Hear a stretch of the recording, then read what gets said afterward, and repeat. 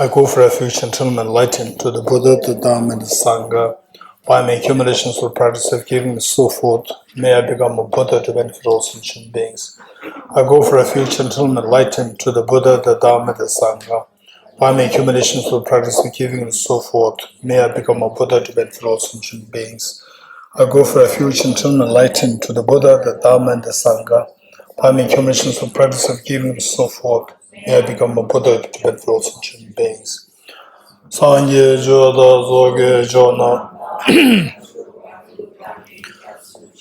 Dage jinso gebe zonamge Dona benjir sanje drupare sho Sanje joda zoge jona Chanjo bardo dane yasu je Dage jinso gebe zonamge Dona benjir sanje drupare sho Sanje joda zoge chonamda, chanjo bardo dane kyapsu che, dage jinso kebe sonam. Tola benjir sanje drupare sho. Om ye dharma heto prabhavam, hetom tesham datha gato yavatat, tesham evam vati mahashramanaye svaha. Om ye dharma hetu prabhavam hetum desham datha gato yavatat Tesham chayo nirodha evam vati mahashramanaye svaha. Om ye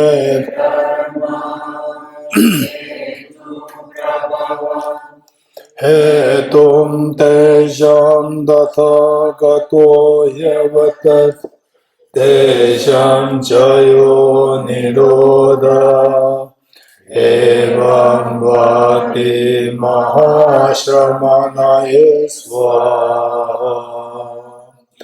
All phenomena arise from causes. The causes are taught by the Tathagata.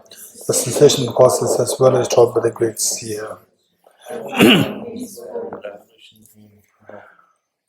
Yatha Om Gati Gati Paragati Parasangati Bodhi Swaha Yatha Om Gati Gati Paragati Parasangate bodhi swaha tyata Om gate gate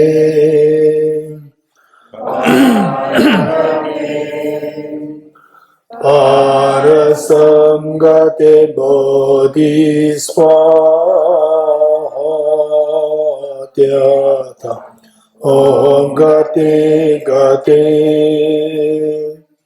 paragate parasangate bodhi swaha.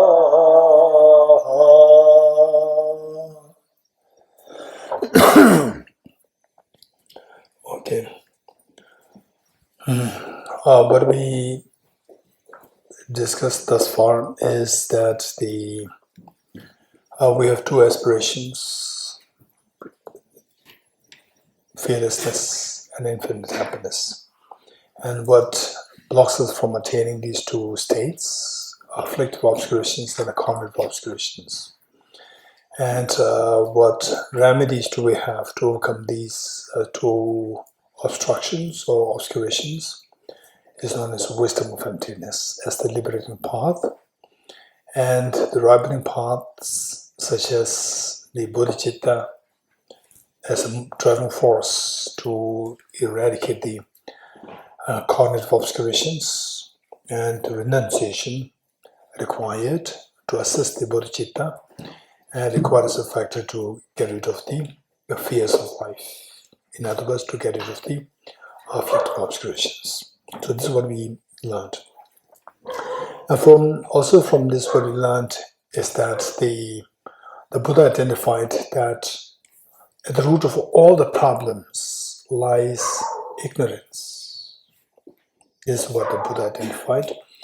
And what kinds of ignorance are there? This next question. And as the Buddha identified 4 kinds of ignorance. Of course, there are so many kinds of ignorance in our own life. We can see that very clearly, that oftentimes our problems, they are sheer because of our ignorance, not knowing things the way it is, the way things work in the future, the way things worked in the past. Not knowing these, we end up in problems. So this is this is the reality, that ignorance is what lies at the core of all the problems. And Buddha identified the 4 kinds of ignorance, which we can see that it's so beautifully captivated as the remedies, captivated as what is known as the 4 seals of the Buddha's teachings, the 4 seals. And the seals, say, I'm sure you know what is meant by this. If a building or a document is sealed by government, what does it mean by that? Anyone? It's closed. It's locked. You cannot touch it. But if a building is sealed, you cannot touch this building, even though it is your home. You cannot touch it. There's some issue there, and the government is taking it very seriously. You are not entitled to touch it till the government says, okay, now we break the seal, you can go in. Till that point, there's a seal indicating that you are not to touch the building. So likewise, these are the 4 lines, which metaphorically, it is like sealed by the Buddha, saying that if you are somebody, I earlier indicated that the Buddha is very flexible in many ways. And number 1, very practical, extremely practical, and very realistic, and very rational, very compassionate. At the core of the Buddha's teaching is compassion. More than what is right and what is wrong, what is right and what is wrong as the core, or the compassion is core. For Buddha, compassion is the core. Compassion is core. What is right and wrong can change. For example, say that during say the what is that? Newton. During the Newtonian physics, the classical Newtonian physics was held to be true. And then with the paradigm shift in physics, quantum mechanics, relativity, they came into existence, and then Newtonian physics, they become like the obsolete. So it changed. What was once considered as the truth of the physical world, it came to be discovered that this is not the case. There's a subtler reality there. So there we see that even the truth changes. But for Buddha, the compassion is the ground. While the truth is so important, but the compassion is the ground. So with this in mind, the Buddha identified the 4 mistaken views, or referred to as the 4 misperceptions, as responsible for all our problems, and that To overcome this, the Buddha identified the four teachings, referred to as the four seals. And these four teachings, metaphorically, they are sealed by the Buddha, saying that anybody who seeks to acquire the fearlessness, acquire total freedom from miseries, one has to follow these four lines. If you don't follow these four lines, then there's no way by which you can attain freedom from miseries. So this is what the Buddha sealed, metaphorically sealed these four teachings. So what are the four teachings which we read just this morning? All composite things are impermanent. Number one, all contaminated things are self-nature. Number three, everything is in nature, emptiness, selflessness. Transcendent soul is absolute peace. Where is it? On this book, The Blaze. Page 7. Page 7. Page 7. Okay. These four seals, and as I said, as I indicated, that the Buddha very clearly taught that these are the four lines, the four teachings, which everybody has to follow if you want to get away from miseries. And if you don't want to get away from miseries, that's fine. Finally, whether you like to practice it or not practice it is entirely up to the individual. There's no compulsion there. There's no force, nobody to force you. But the point is that if you're suffering from tuberculosis, whether you like it or not, you have to take the antibiotics. Okay.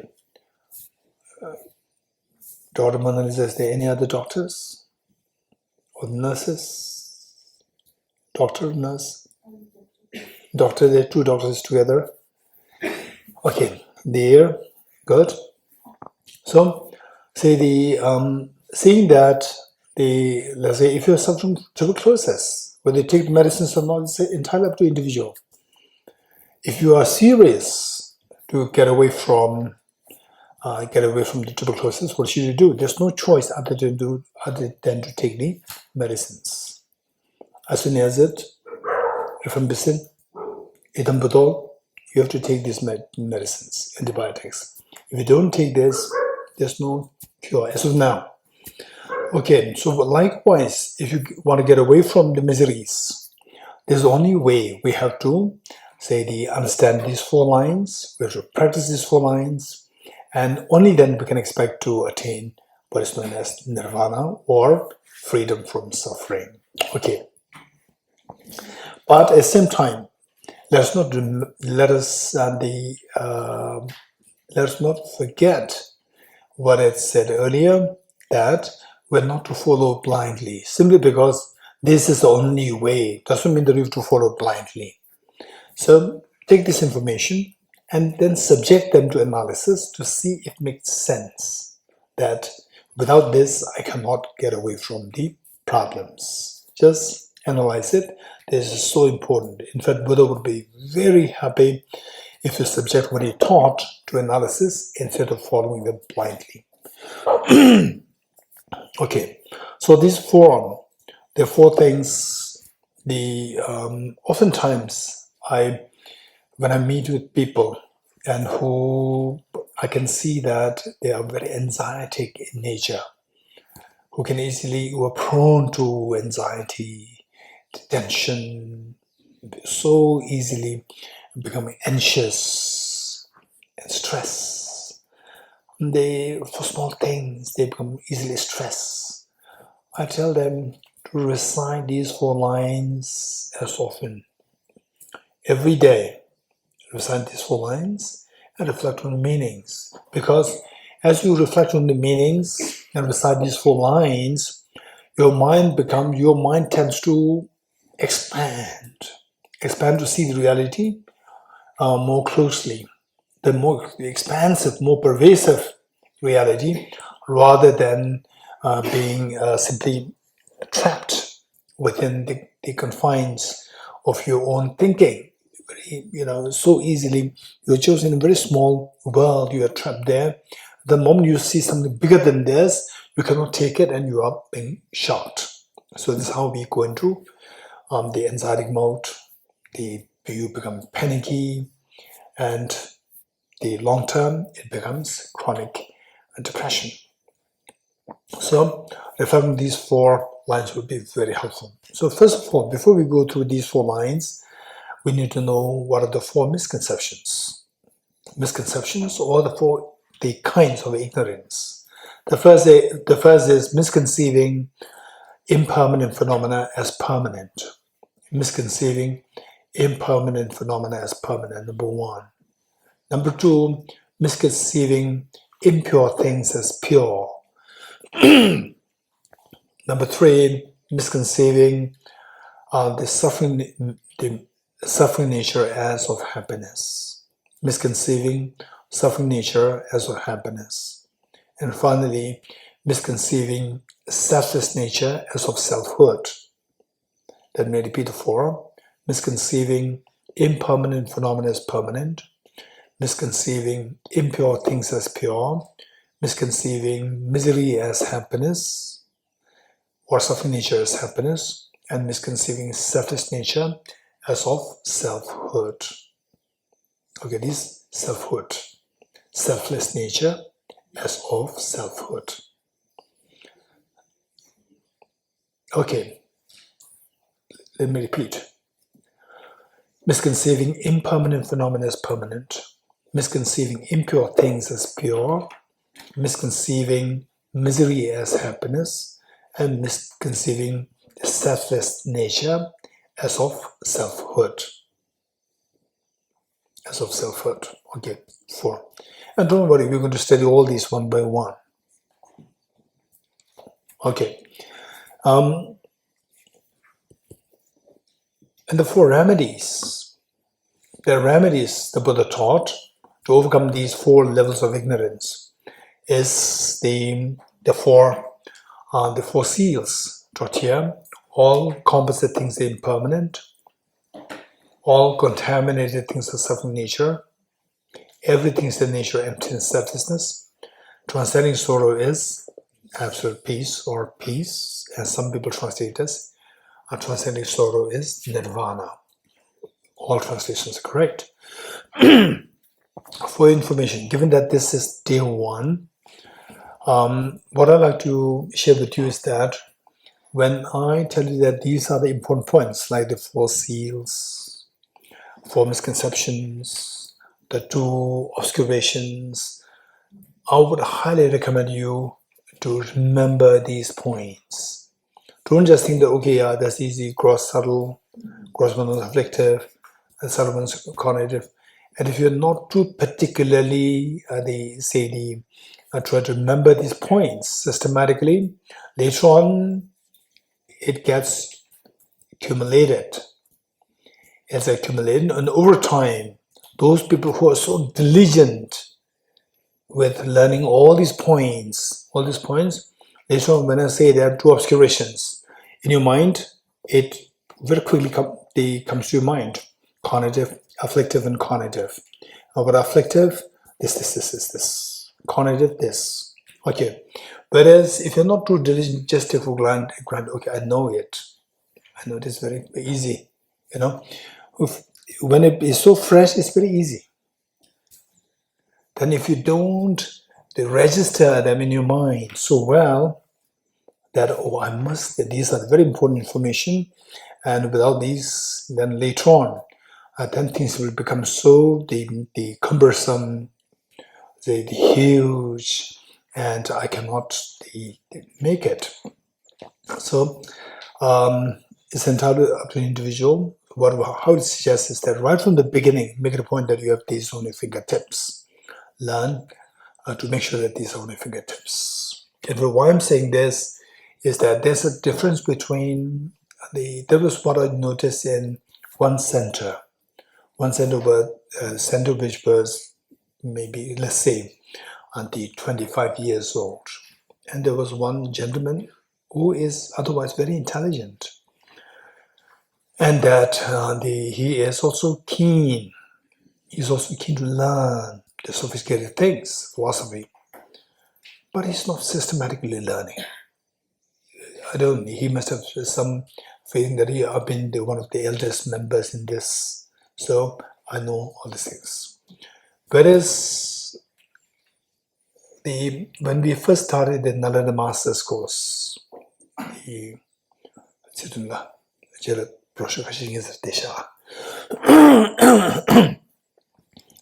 when we first started the Nalanda Master's course, there was one girl in that center who joined the center just a few months ago, 2 or 3 months. And she was into Buddhism just that long, 4 or 5 months, that's it. Whereas this gentleman was in Buddhism for the last 20 years. And when I was giving the teaching, I asked questions.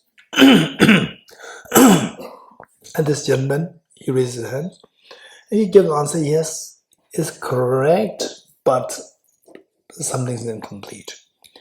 And then the young lady raised her hand, and she gave the answer. She gave a very good answer.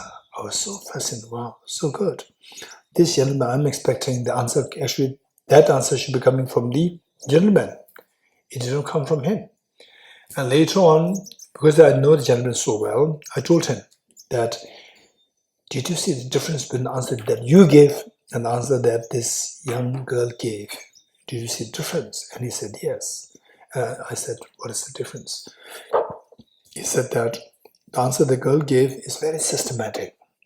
Anybody who listens to the answer will be convinced, okay, this is the answer.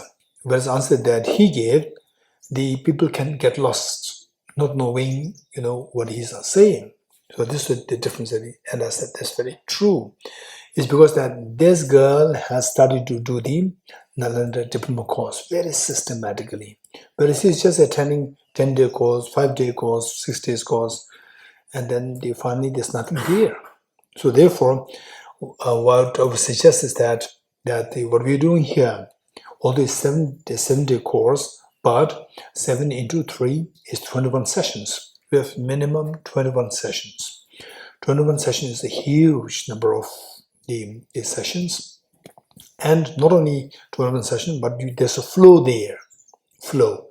Whereas in other places, we don't have the flow. One session today, 21 days. 21 days, and people go back home, and again they are engrossed in some other responsibilities, their family responsibilities, and the flow is not there. So what I'm saying is that here, while you're here, make a point that whatever the points, the 4 seals, then the 2 obscurations, the 2 goals, and so forth, make sure that you remember all these. Okay. And our job is inner life. Just see that these 4 misconceptions, we talked about what? Misconceiving impermanent phenomena as permanent. How that creates so much of problem within the mind. And viewing impure things as pure. How it gives so much of pains within us. Viewing suffering nature of happiness. How? And finally, viewing the selfless nature as of selfhood, which is that while everything's like dream, all coming from your own mind, but we see them as so objective real, not at all coming from a mind. So how this misconception underscores all our miseries. So this is what we have to learn. And for example, the first one, let's say that misconceiving impermanent phenomena is permanent. Say for example, well, let's say now people are so crazy after iPhone 14. Right? Yes? 14 Pro. Right. Okay. iPhone, let's say brand new iPhone 14 Pro. Right? So there, say if you ever happen to have it today, maybe some of you might have it, I don't know. If you have it, then just imagine your reaction. And also your car, brand new car, let's say, car. Say, if a bird was dropping on a car, it's also like your heart, it cracks. And the mobile drops, it's also like your heart cracks. You could feel that. Which means why this mental, say the mental crack is happening. It's because of the belief that this mobile should not be impermanent, it should be permanent. It should be perfectly, say, the brand new as it was how I got it. So this, and then of course the mobile wear and tear happens, and it falls. So with this, then the crack happens, and then the crack happens to your heart. It's so painful. And likewise, the cars, the brand new cars, you don't have a separate lane for your new car. It's the same lane. All the drunk drivers, they drive. All the old, say 20 years old car, and they drive. You have to drive on the same lane, and the people, they don't care. They hit your car, and instantly there's so much anger coming in you. There must be many drivers here. Raise hands. Those who drive car, those who drive. Raise your hand. Raise your hands. Raise your hands. What's that like when you're driving a new car? Somebody just cuts. What happens? So much anger comes in, right? You agree?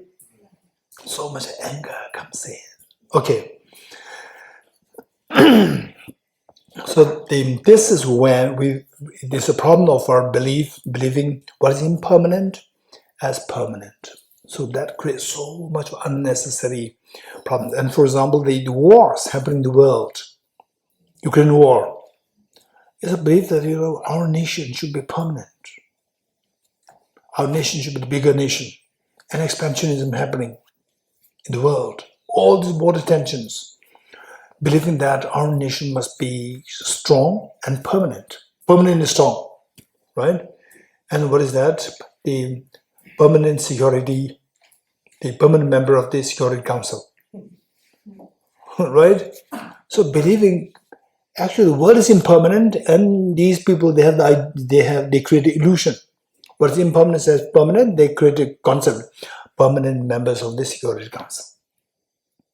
So this is where, and just look at, say, 2,000 years ago, there were very powerful kingdoms, like the Genghis Khan in Mongolia, like the Alexander the Great, Julius Caesar, and even in Tibet, King Songtsen Gampo, he was so powerful that he conquered many parts of today's China. And like now where are they? They're all gone. They also thought the same way. Once they also thought that Alexander the Great, the word great is added. That I'm great, I should be, remembered in the world as great. And now gone. Right? And the big pharaohs, the huge pyramids. What are these? Tombs. For what? Burial ground. Why this? We only need 6x3. Why we need a huge structure? Feeling that I'm somebody special, right? So now this special person, today archaeologists they take, what is there, This is illusion, believing impermanent phenomena as permanent. This illusion and creates all these problems. In those days, believe it or not, if somebody says that I'm an archaeologist, I want to see what your pharaoh is like, in those days, people will be crazy. They will think that you are crazy, you are insane. They will take you to mental hospital. And today, the archaeologists, they freely do it, right? There's nobody around you, right? It's just like a corpse, no respect, right? Forget about let alone having respect as a king. Big pharaoh. But it's just, this is how, we live in the illusion. This is what creates all our problems. Seeing impermanent phenomena as permanent. Then impure things as pure. Again, this is a major problem with us, our problems. So I take a shower and I think that I'm very clean. And so in the metro, in the train, in the aeroplane, somebody hits you, it's like, I'm clean and you are dirty. And the other person feels the same thing. You are dirty and I'm clean, right? And say, for example, this is how, say, somebody takes up the chocolate or whatever, keep it and put it back, then no, it's very dirty. You are allowed to keep it there. Yours one is clean. Other people, they do it, it's dirty. So this is our illusion of seeing impure things as pure. And so with this, so many problems happen. So this is where the Buddha describes the people like us as like small children. Small children, they don't see the reality more closely. Okay, then the misery as happiness, misconceiving the misery as happiness. In fact, this is one thing which is a big the problem. So what is actually, say for example, one time I met at the airport. I met a gentleman. So he came to me, he smiled at me, and he introduced himself, and he said, "You're going to Dharamsala?" I said, "Yes." And it was a little unusual that he, is so friendly.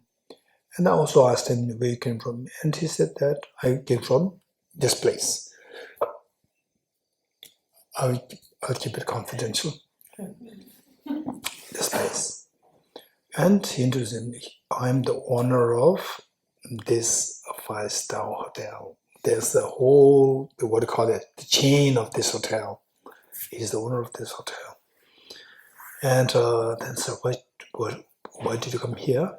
He said, I came for litigation case, for court case. And he said, literally, I have 700 court cases, he said.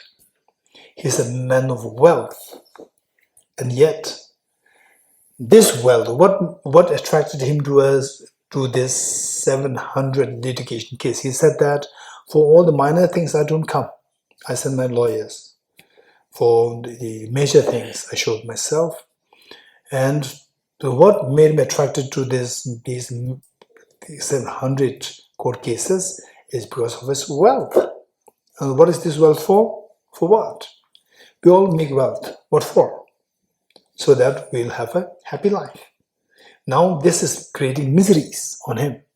Always he has to show up. And what happened was that one time he told me that one time his uncle, there was some property fight over the property between the two brothers, his father and his uncle, the two brothers. And because of this continuous fight, one day, we call them the dacoits. 5 dacoits came, they started to shoot at him. And they were all sent by his uncle. Once his father and uncle, two brothers in the same family. If somebody says something bad thing to us, the brother A, brother B is there to defend. Somebody says bad to brother B, brother A is to defend. But now they've become the two worst enemies. They're fighting each other, shooting at each other, and shooting at one's own nephew. So this was because of the property. So what is seen as a source of happiness has now become a source of fear and source of miseries. So the reality is that these are the miseries, but they appear in the facade of happiness. And the ordinary people, we're being made to believe that this is the happiness. We chase after these, and then end up into more miseries. And the brothers and sisters, the family, all these family litigation cases, they are mostly over the property fights. Okay, so we see that what is suffering is viewed as happiness, and these miseries ensue. And then finally, what's the last misconception?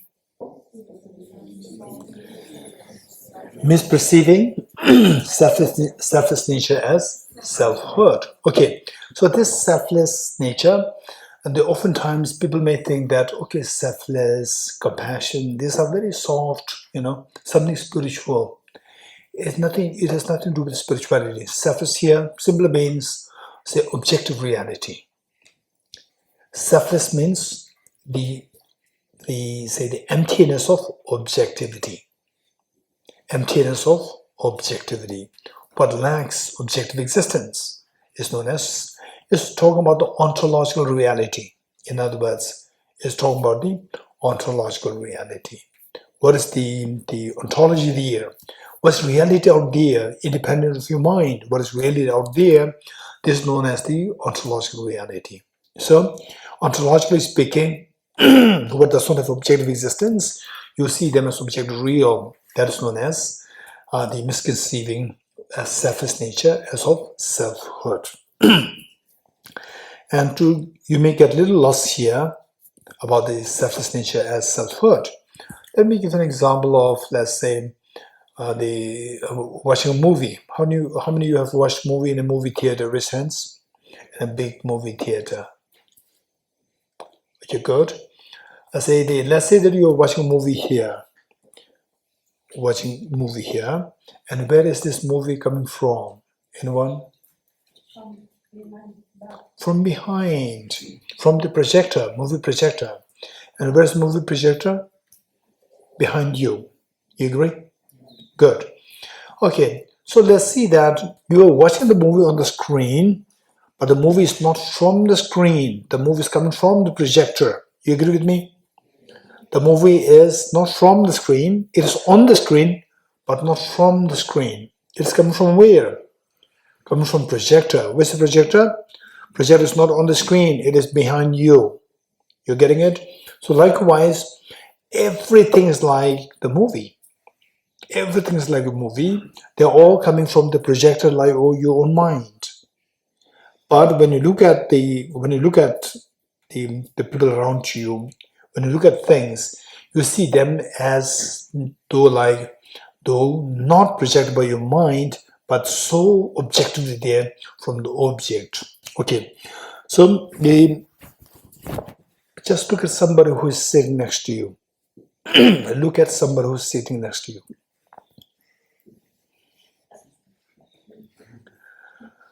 Okay, I didn't ask you to smile. I just asked you to look at the other person sitting next to you. Okay, look at the other person sitting next to you. Still, you cannot control your smile. I can see that. Okay, it's fine. It's fine. It's fine. Now, let's say that just think of the same person who made you smile. Think of the same person who made you smile just a moment ago. Think of that person without looking at the person. Don't look at that person. Close your eyes, then think of the same person who made you smile. Okay, lucky that there's nobody smiling now. If you smile, it is time for you to go to mental hospital. Right? Say, why in the first case, this is a very serious question. Why in the first case, when you are looking at when you look at the face of somebody else, it made you smile. Whereas when you think of the same person, it doesn't make you smile. Why? This is a very serious question. Anybody? Quick. Yes. I think the person is real, but not the person in my imagination. Okay, the person who made you smile, the first moment when you look at the other person, you know that the person is real there. You're getting real there, and therefore it made you smile. But when you think, you know that it's not the real, it's what your mind is thinking. So, what your mind is thinking means your mind is the subject, and the person is the object. In the first case, you see the person as objectively real. In the second case, you see the person as subjectively real, coming from your subject. When you see that's coming from the subject, your smile stops. There's a total composure within you. I ask you not to smile, you can stay without smiling. So there's control in your own emotion. Whereas with the first, when you see the objectively real, invariably the smile comes to you. Whereas if you don't like the person, invariably you're playing, what do you call it? Uh, Frown. Frown or blank face, right? Comes to you, which means that you don't like the person. You see the object as the person as object real. So when you look at the other person, do you see the person as watching a movie or not like a movie? How do you see the person? The movie, you know, that is coming from the projector, right? Say, when you look at the other person, how does the other person appear to you? Like a movie projected by your own mind, or so independently real? Okay, so this is known as the person is seen as objectively real. You see the person as objectively real, and this is the deception. So in reality, everything around, they all come from your own mind, from the subject, not from the object. But on the contrary, we see them as coming from the object. And you are so keen, how do I know this? Right? How do you know that the things are all coming from the subject, not from the object? How do you know this? So be patient. We require that we have the next few days session. Okay. And particularly when we do on emptiness, when you do emptiness, let us make sure that you take good rest. Good rest. Because that for emptiness, how your mind, how your brain is going to be activated is going to be very differently from how your brain works otherwise. So therefore it requires, it can make you feel very tired. Some of the elder friends and some of the elders, they would say that, are you sure you want to attend Geshe-la's retreat? Indicating that the retreats are going to be very intense. So make sure that you have enough energy to run through. Okay. So these are the 4 misconceptions. What are they? Misconceiving impermanent phenomena as permanent, misconceiving impure things as pure, misconceiving suffering nature as happiness, misconceiving selfish nature as of selfhood. We have to learn all these and then try to relate this to a life within while being here, and even after leaving this place to respective places.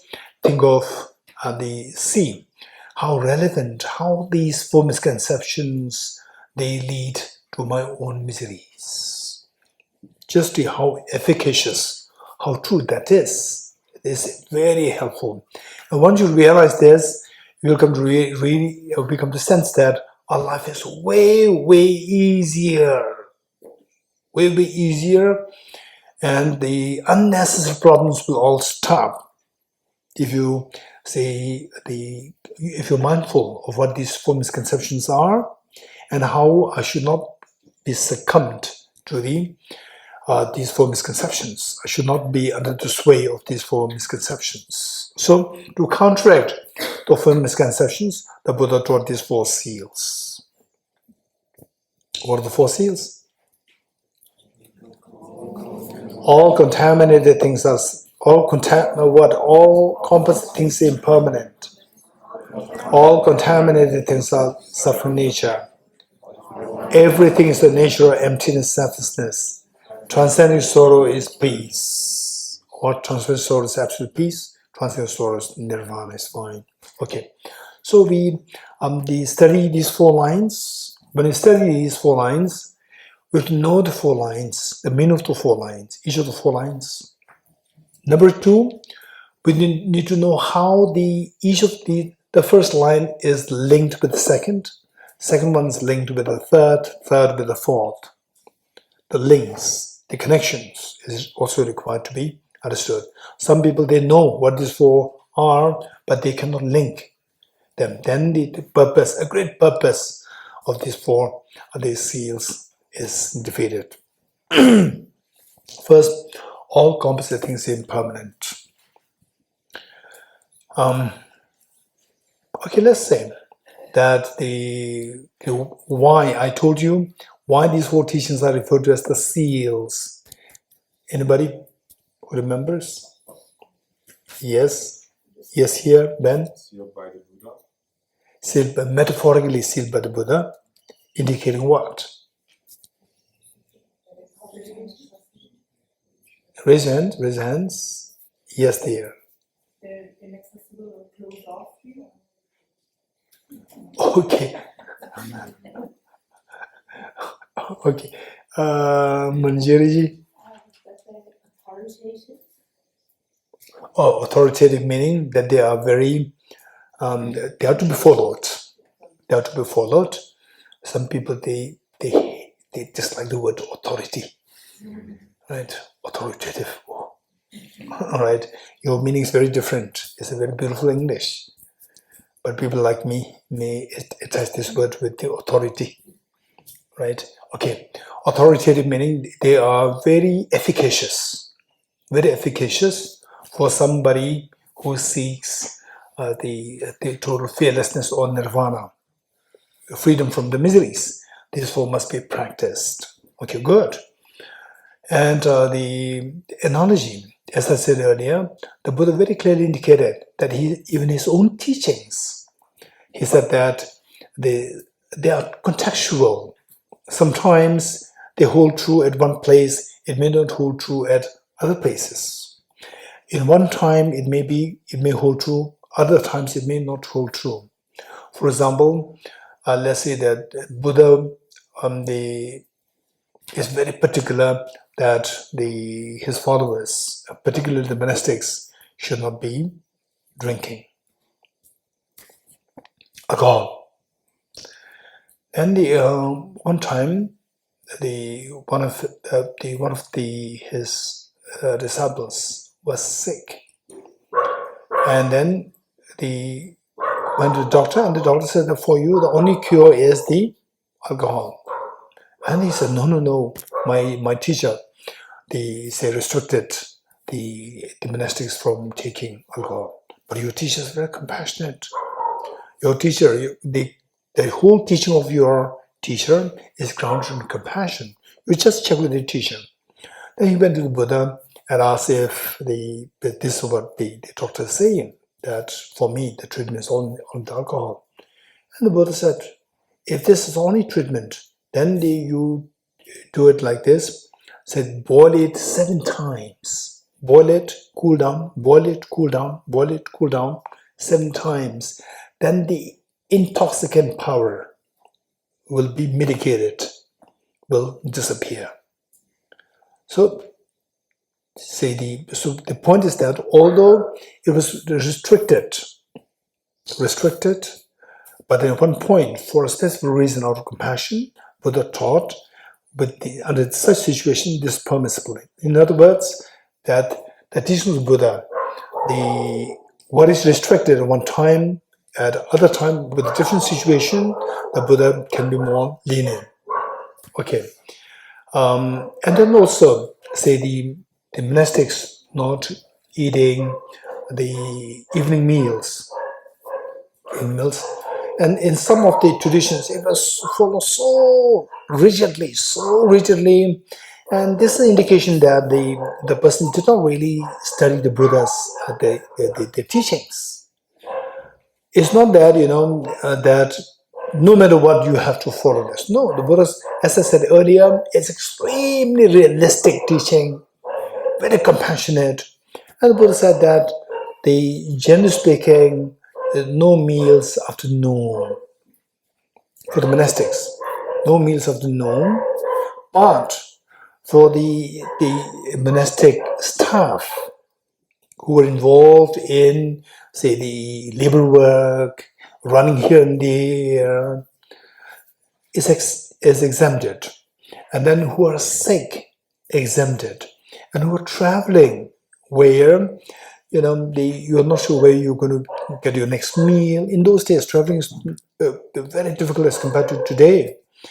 And where you may not get even the proper meal at the right time. So there, the Buddha said that these are all special situations, special considerations are there. So in other words, what I'm saying is that the teaching of the Buddha, the Buddha made it very clear that some of the teachings can be, be flexible. But whereas these 4 lines, if you don't want to get away from miseries, you're exempted.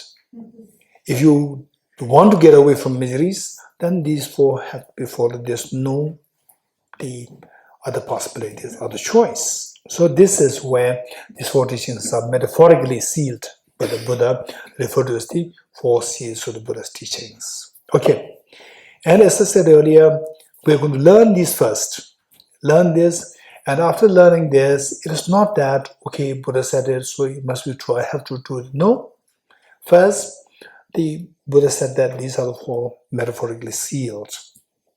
So your job is to study them, and then subject them to analysis and see if it makes sense, right?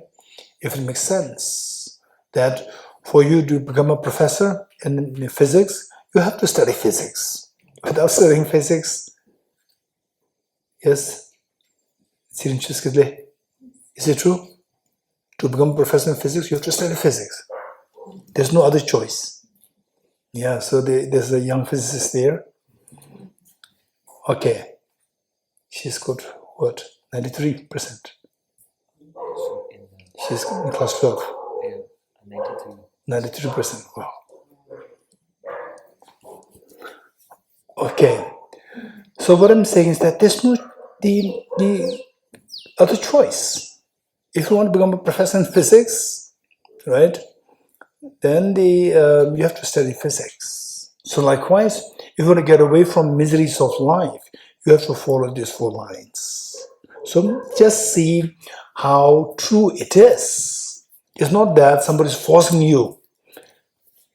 These are given to you, and then you take it and subject them to analysis and see if it makes sense. If it makes sense, apply. If it don't make sense, drop. As simple as that. Okay, so the first one is all composite things impermanent. Okay, I have 7 minutes more. So here, in the first few sessions, I have to run through. All composite things are impermanent. Composite things. What do you mean by composite phenomena? Don't leave any stone unturned when you're learning something. Composite phenomena, what does it mean by composite? Impermanent phenomena, what does it mean by impermanent? You have to know all these vocabularies. Composite phenomena is a phenomena which is composed of the material parts or temporal parts. Let me say this again. Composite phenomena is a phenomena which is constituted of material parts or temporal parts. What is temporal parts? Your question. The first, material parts. For example, do you agree with me that my hand is made of millions of atoms? So atoms are material parts. You agree with me? So this is my hand is a composite phenomena because it is composed of millions and billions of material parts. And my mind, it is not made of atoms. My mind is a composite phenomena. Yet it is not made of atoms. It is made of temporal segments, temporal parts. What do you mean by temporal parts? Parts in time. Parts in time is known as temporal parts. For example, let's say that I'm happy today. Today is made of 24 segments, 24 hours. So first part of the 24 parts of the mind, and second part, third part. So there are 24 parts to this mind, of today's mind. And first our mind has again 60 parts in time, because 1 hour has 60 minutes. You agree with me? So these parts, the way and manner in which divide the mind into parts pertain to the time is known as temporal parts, parts in time. Okay, so although the mind does not have the material parts, but it has temporal parts. So what is made of the temporal parts or the material parts? These are known as the composite phenomena. For example, the person. The person is made of material parts as well as the temporal parts. For information, what is a material substance? What has a material substance should necessarily have temporal parts as well as material parts. But what does not have a material substance but is a composite phenomena consists of temporal parts only. What has material parts should necessarily have the material parts as well as temporal parts. But those with temporal parts may not have the material parts. For example, all girls should be human beings, but human beings may not be girls. Right? Okay, so this is what this meaning of the composite phenomena. The person is a composite phenomena. Your mind is a composite phenomena. The table is a composite phenomena. And the COVID is also a composite phenomena. COVID is made of what? COVID virus is made of some DNA molecules wrapped in the fatty tissues, some fatty thin layer of the tissue. That's COVID. Okay, so that's also made of, the material particles. Okay, so that is the composite phenomenon. And the first line says, all composite things are impermanent. When we speak about impermanent, they are, broadly speaking, there are two kinds of impermanent phenomena. And then later on, I also like to take to the classification of the impermanent to three. The two, gross impermanent phenomena and the subtle impermanent phenomena. Okay, now that because this is going to be like 21 sessions with the flow there, with the momentum there, I also like to take you to the technicalities. Not only just very simple teaching, but also going to the technicalities. But don't be afraid. Don't be scared to go into the technicalities. Okay. What was I saying? Two kinds of impermanent phenomena.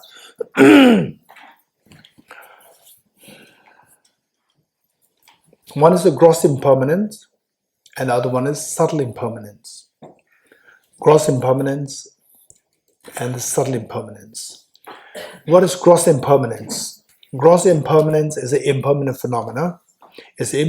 Gross impermanent phenomena is an impermanent phenomena whose continuum comes to an end. Gross impermanence is an impermanent phenomena whose continuum comes to an end. For example, 2020, 2021. 2021, the year 2021, it already came to an end. That continuum stopped already. And our youth already, okay, some of you are still very young, like me. Youth is already gone, right? Youth is gone. That is the youth of those in the 50s. What about those in 40s? Youth is gone, not gone? Gone. What about those in 30s?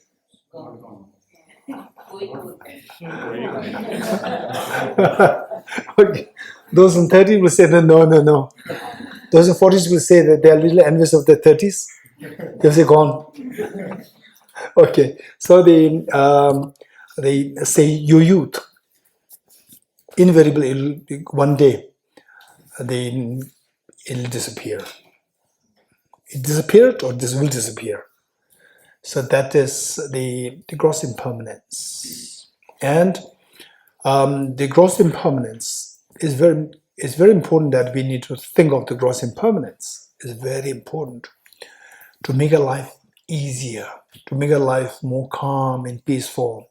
Otherwise, if you don't think about these, and you say, in my case, I'm already 50, at the 55, and one day it's going to be like, in fact, When I was just hitting 50, we started another master's course. And somebody told me that, Geshe, are you sure you're going to stay in Tibet house? That's those 6 years. Now 6 years passed, right? So it's how the time flies. And how many of you sense that time really flies? Raise hands.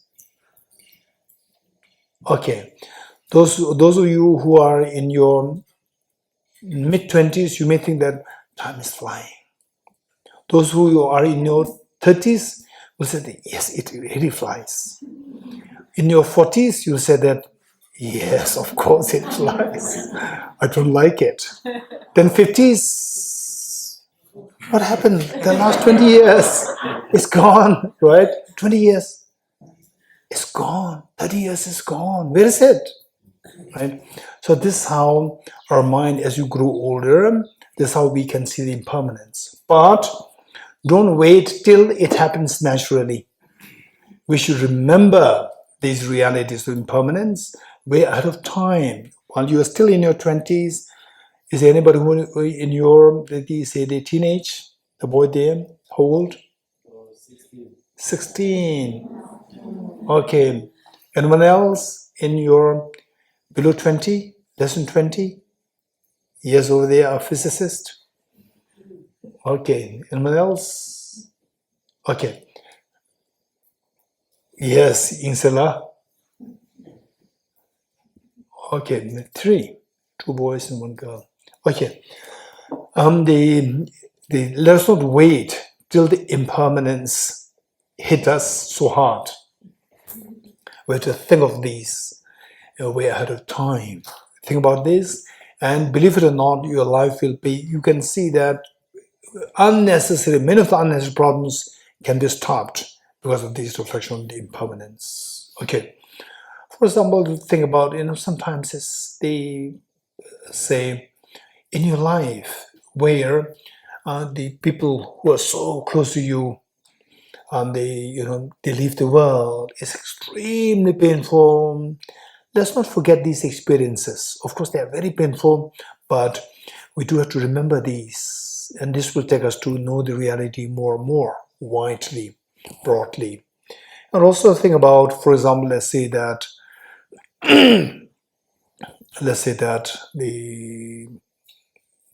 for me, for example, I say the Queen Elizabeth, she has seen so many presidents, prime ministers, kings, queens, and so forth. And this is what happened. And one day, each one of us will disappear from this world. Each one of us. And in fact, to reflect on impermanence is extremely important, and we'll touch in this area more in the next session. Deyata Om Gate Gate Paragate Parasamgate Bodhiswatyata Om Gate Gate Paragate Parasamgate Bodhiswatyata Om Gate Gate Paragate Parasamgate Bodhiswatyata.